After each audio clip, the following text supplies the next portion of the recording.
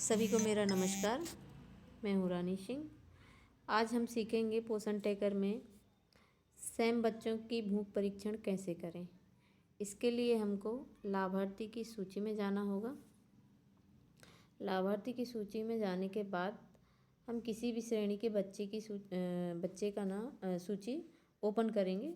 सूची ओपन करने के बाद इस तरह से लिस्ट ओपन होगी। लिस्ट में देखिए बच्चों के नाम लिखे हुए हैं और एक गोल घेरे के अंदर बच्चा बना हुआ है और जिस घेरे को उनने कवर किया हुआ है उसका कलर कोड रखा है। जैसे ग्रीन है तो वो सामान्य बच्चा है, येलो है वो मैम बच्चा है और जो रेड कलर से बना हुआ है वो है सैम। तो हम यहाँ ये सैम बच्चा जो है ये वाला इसको ओपन करेंगे। ओपन करने के बाद इसकी प्रोफाइल ओपन होगी। प्रोफाइल में देखेंगे कि केयर प्रोफाइल में इसका पूरा जांच और वजन ऊंचाई लिखा हुआ है। इसको अपडेट कब किया गया था? 31 जनवरी 2026। अब हम चलते हैं रेफरल में। नीचे देखिए सबसे नीचे रेफरल लिखा होगा, इसको हम ओपन, उसी के साइड में देखिए भूख की जांच लिखी हुई है। तो हम यहाँ से बच्चे की भूख की जांच देखेंगे। अब यहाँ से इस प्रकार से भूख की जांच करने की तालिका खुलेगी। इसमें लिखा हुआ है 6 महीने से 6 साल की आयु वर्ग के सभी बच्चों को स्वास्थ्य केंद्र में रेफरल के लिए अर्हता प्राप्त करने हेतु भूख परीक्षण से गुजरना अनिवार्य है। भूख परीक्षण के आधार पर कृपया आगे बढ़ने के लिए निम्नलिखित में से एक का चयन करें। अब यहाँ हम देखेंगे कि यदि कोई सैम बच्चा है और वो भूख की जांच में फेल हो जाता है तब क्या होता है? भूख अच्छी है तब क्या होता है? अस्वीकृत है, लगातार प्रोत्साहन के बाद भी बच्चा नहीं खा पा रहा है, खाने से मना कर दे रहा है, तो क्या करना है और भूख परीक्षण कैसे करें, हम इनके माध्यम से हम सीख सकते हैं। तो सबसे पहले तो हम देखेंगे कि भूख अच्छी है। अधिकतर यही होता है, हम जब संपर्क में बच्चों का फॉलोअप भरते हैं तो फॉलोअप भरते समय उसमें एक विकल्प आता है भूख की जांच में फेल या पास। अब भूख की जांच में फेल या पास, यदि हमने पास किया तो वो कहाँ रहेगा? कम्युनिटी। और यदि फेल हुआ तो वो कहाँ जाएगा? एनआरसी। उसमें एक विकल्प आ जाता है, जैसे ही हमने भूख की जांच में फेल करते हैं तो उसमें एक विकल्प आ जाता है एनआरसी रेफ़र करें।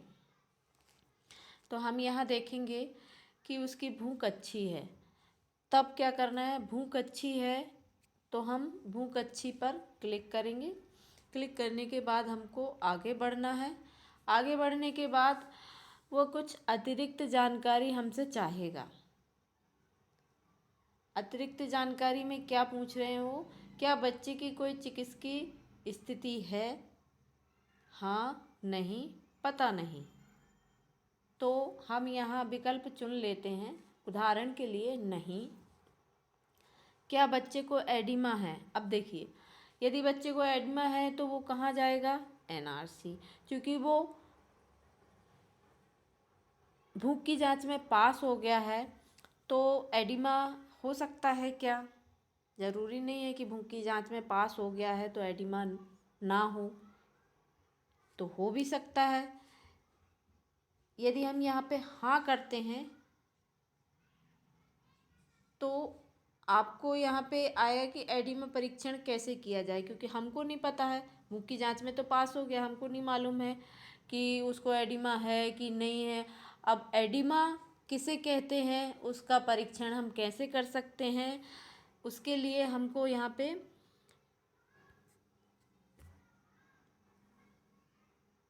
कुछ बिंदु दिए हुए हैं, उन बिंदु के माध्यम से हमको सहयोग मिलेगा एडिमा की जांच करने में। तो इन बिंदुओं को हम पढ़कर एडिमा की जांच कर सकते हैं। और वापस ये पढ़ने के बाद आप वापस जाएंगे।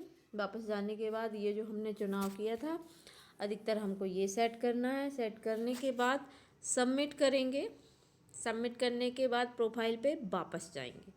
अब वापस जाने के बाद देखिए इस तरह से उसकी प्रोफाइल, रेफरल प्रोफाइल ओपन होगी। क्या लिख रहा है वो? Same plus SUW। पहला है भूख की जांच, जो कि हमने कर ली है। अब भूख अच्छी है, बिना किसी चिकित्सकीय स्थिति के, बिना किसी एडिमा के, हम इसको SNP जारी रख सकते हैं। मतलब इसको हम SCM दे सकते हैं। अगर यहाँ पे जाके हम इसका विवरण देख सकते हैं कि हमने इसको कब क्या भरा था।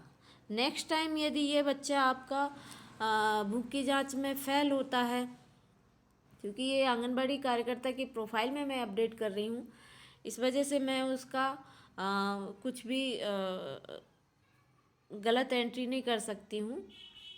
इसलिए मैं आपको सिर्फ बोलकर बता सकती हूँ कि यदि वो बच्चा भूख की जांच में फेल हो जाता है तब क्या स्थिति होती है, वो नेक्स्ट उसमें आपको बताऊंगी। तो ये अपडेट हो गया है। इसके बाद हम ले लेते हैं कोई दूसरा बच्चा। चलिए, यहाँ पे एक सेम पाया था हमने, यहाँ पे देखेंगे।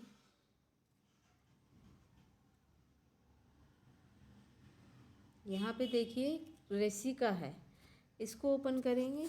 क्योंकि इसकी प्रोफाइल मैंने अपडेट कर चुकी हूँ तो कोई नहीं, हम इसको फिर से अपडेट पे ले लेते हैं। अपडेट पे लेने के बाद इसका हमने क्या किया था, भूख अपर्याप्त है। अब भूख अपर्याप्त है तो हमको संदर्भ लेना पड़ेगा। संदर्भ में वो हम बच्चे को या तो सिविल अस्पताल, जिला अस्पताल, शहरी औषधालय,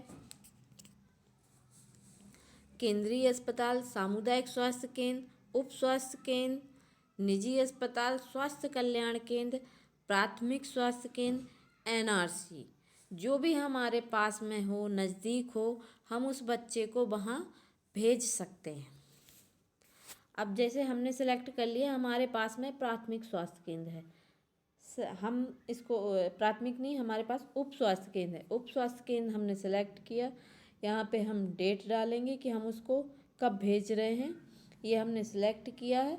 अब हम इसको कर देंगे सबमिट। ठीक, सबमिट करने के बाद एक चेतावनी मैसेज आएगा आपको, उसमें लिखा होगा एक बार सबमिट करने के बाद तारीख को बाद में नहीं बदला जा सकता। क्या आप निश्चिंत हैं कि आगे बढ़ना चाहते हैं? तो आपको ये सावधानी रखनी है, क्योंकि ये सेम प्रोफाइल अपडेट कर रहे हैं हम। जो भी जानकारी भरेंगे वो जानकारी सही और सटीक होना चाहिए, इसलिए आप इस चीज़ को ध्यानपूर्वक करें। तो हम नहीं करते हैं इसको, वापस जाएंगे। ये सिर्फ सिखाने के लिए था। ये हम वापस आ गए हैं। आप कभी भी उस बच्चे की प्रोफाइल ओपन करके देखेंगे, विवरण में जाके हम उसका डिटेल देख सकते हैं कि हमने कब कब किस किस तारीख को क्या अपडेट किया था। चलिए, तो ये तो था सैम बच्चों के भूख परीक्षण कैसे करें। आपको वीडियो अच्छी लगी हो तो प्लीज़ लाइक करें, शेयर करें। धन्यवाद।